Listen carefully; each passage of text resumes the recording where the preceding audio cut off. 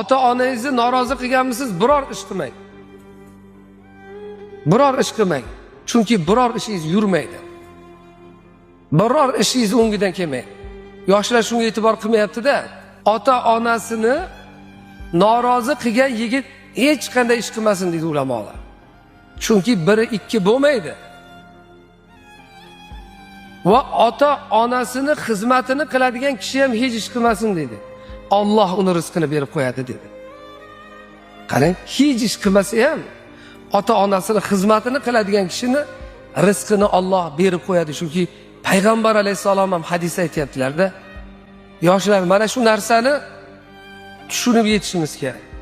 Nima ish qiladigan bo'lsangiz, ota-onangizni roziligi bilan, ota-onangizni duosi bilan qiling. Sizga boshqa olimni ham, avliyoni ham duosi kerak emas.